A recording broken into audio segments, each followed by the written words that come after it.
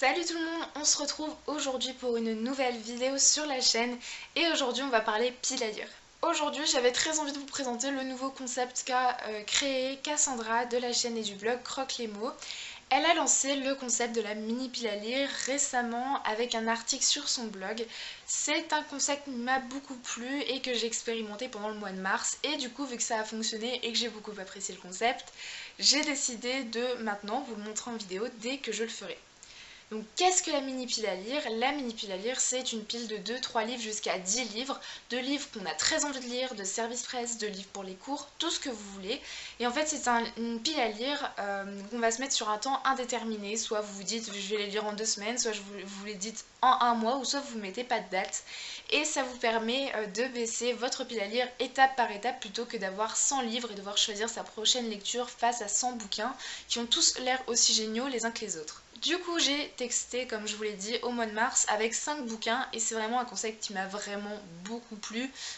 Du coup, j'ai décidé de le retenter et cette fois-ci de vous le montrer en vidéo dès que je me faisais des nouvelles mini piles à lire. Du coup, aujourd'hui, je vais vous présenter la mini pile à lire numéro 1 qui apparaîtra du coup sur la chaîne et j'espère que ça vous plaira. Du coup, je me suis fait une pile à lire de 6 romans, ça peut paraître petit ou beaucoup pour certaines personnes, mais j'espère avec les vacances réussir à finir cette pile à lire pendant les vacances et en faire une autre pendant les vacances, ça serait vraiment super cool. Du coup, le premier livre que j'ai mis dans cette pile à lire, il s'agit du dernier service presse que j'ai reçu, le tome 1 de L'héritier des Draconia de Karina Rosenfeld aux éditions Gulfstream.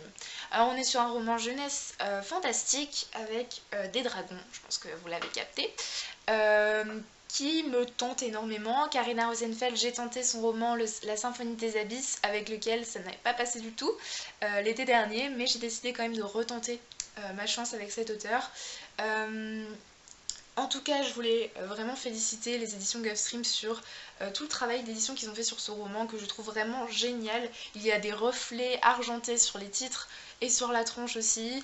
On a des effets de matière sur le dragon. Enfin, c'est vraiment la qualité visuelle du bouquin est vraiment top. En plus, je pense que ce sera un roman qui va se lire assez vite, qui fait 300 pages et c'est écrit assez gros.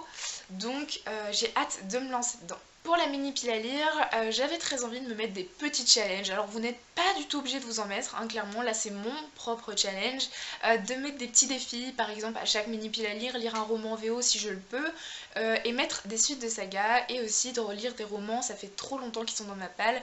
Du coup là, pour le roman VO, j'ai pris le tome 3 de Percy Jackson and the Olympians, The Titan's Curse, de Rick Riordan aux éditions Disney Hyperion. Donc comme vous le savez depuis janvier, je continue ma relecture de la saga Percy Jackson en anglais. Et cette fois-ci, je vais sortir le tome 3 de ma palle. J'ai hâte parce que celui-là, j'ai vraiment aucun souvenir contrairement aux deux premiers tomes. Et j'ai hâte de me lancer et de voir ce que nous réserve encore Percy Jackson. Toujours dans l'objectif des défis, je vais lire le tome 5 d'Autre Monde, Ose de Maxime Chatham aux éditions Le Livre de Poche. Alors, donc c'est une suite de saga. Il y a 7 tomes en tout, même si le 7ème tome n'est pas encore paru en poche.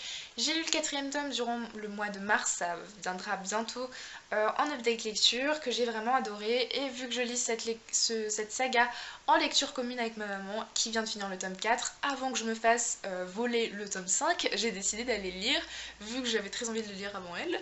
Voilà, donc j'ai hâte de me lire ce tome 5 et de voir ce qu'il nous réserve, surtout vu la fin du tome 4. Ensuite, je me suis dit que je pouvais piocher à chaque mini pile à lire un roman dans ma boucle jar, et celui qui est ressorti cette fois-ci, il s'agit du tome 1 de L'héritière, donc de Jeanne Adeba aux éditions ActuSF collection Helios, donc leur collection poche. On est dans un roman fantasy, young adulte français que j'avais découvert sur la chaîne de Hélène, de la chaîne Hélène Petit Elfe. Et c'est un roman qui me tente énormément, ça m'avait l'air bourré d'humour et franchement les avis dessus sont vraiment super sympas. Je ne sais pas si c'est une duologie ou une trilogie, mais en tout cas le tome 2 est déjà sorti en grand format et j'ai hâte de tenter cet auteur, ce style de maison d'édition, parce que clairement ActuSF j'ai jamais tenté cette maison d'édition et je pense que ça va être super sympa. Ensuite j'ai décidé de prendre, voilà, là c'était les livres un peu liberté on va dire, sans petits défis derrière. J'ai pris le tome 1 de la tétralogie des origines, Le Château des millions d'années de Stéphane Przybilski. Est-ce que vous voyez son nom ou pas? C'est impossible à lire. Je ne sais pas de quelle origine est cet homme, mais waouh. aux éditions Le Bélial. Donc c'est un roman historique, uchronique si ça se dit, je pense que c'est une uchronie mais je sais pas si ça se dit uchronique, où si je me trompe pas, Hitler aurait gagné la guerre. Alors ça s'arrête là pour l'Uchronie, on va dire ça comme ça. Mais c'est quand même un roman qui me tentait énormément. C'est un résumé assez complexe donc je ne vous en ferai pas, mais n'hésitez pas à aller voir le résumé parce que si vous aimez l'historique et l'Uchronie, laissez-vous tenter, je pense que ça peut être super sympa. J'avais découvert ce roman sur la chaîne de Kodalega et j'ai hâte de me lancer dedans. Et ensuite le dernier livre, il s'agit d'un roman, ça fait un bail qu'il est dans ma palle et en plus c'est un one shot donc au moins ça ne me fait pas commencer de saga. Il s'agit du Procès de la momie de Christian Jacques aux éditions XO édition. C'est comme ça que je le dis, mais après je sais pas du tout si ça se dit vraiment comme ça. C'est un roman que j'avais piqué à ma maman et adorant l'Égypte, et vu que je ne lis pas beaucoup de policiers, je me suis dit que ça pouvait être super sympa de le lire cette fois-ci et de le sortir enfin de ma palle parce que ça fait un bail qu'il y est. Et j'ai plein de Christian Jacques dans ma pile à lire, donc il faut peut-être que je me mette à les lire. J'ai tendance à privilégier d'autres bouquins et du coup je me dis un policier historique ça peut être super sympa pour cette pile à lire, pour rajouter encore de la variété à cette pile.